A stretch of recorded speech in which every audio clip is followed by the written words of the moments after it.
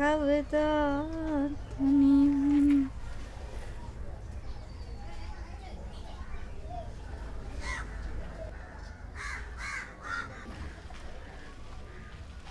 මේ ළමයා ඇන්ටිලා කාව හම්බෙන්නද?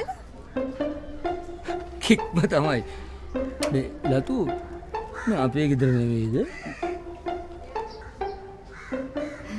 අනේ සෝරි ඔගොල්ලෝ මේ ගෙදර ආයද?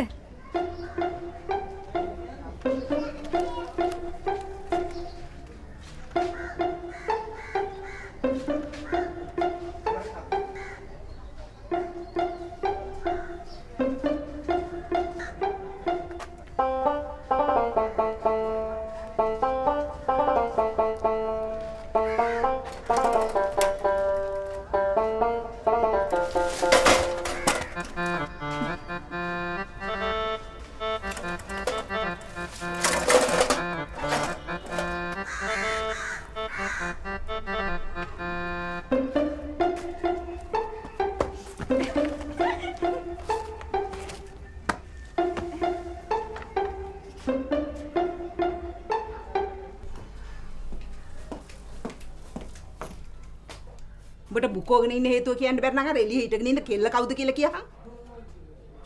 ඒකනේ බා. හරියට ත්‍රස්තවාදියෝ වගේ. අපි ගියේ ඇතුළට ඇවිල්ලා අපෙන් අහනවා කාවම් වෙන්නද කියලා. එළියකෝ. කවුද? කතා කරහන් කපබෝ. ඒ කෙල්ල කවුද කියලා දැනගන්න ඕන නම් ලොකු පුතාගෙන් අහගන්න එකයි ඇත්තේ. වෙච්ච දේ කියලා හිටින් කපබෝ. උඹ හරියට පලි කරන්නේ මේ අපි අතින් වෙච්ච වැරද්දක් වගේනේ.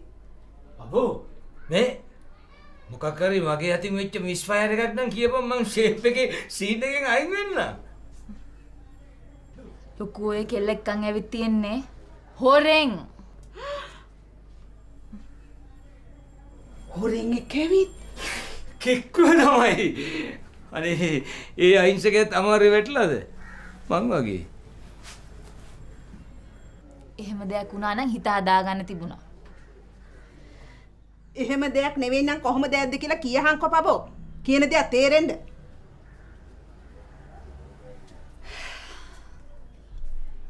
අර රැවුලා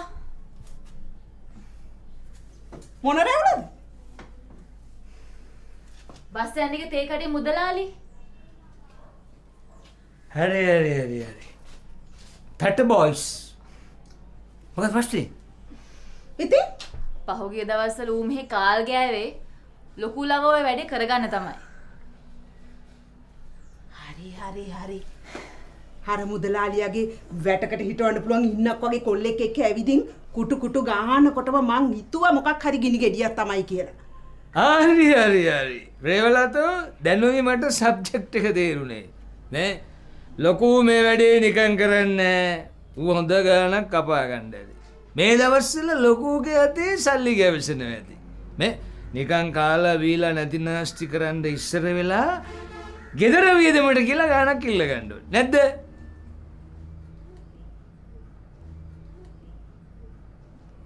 මොකද බං?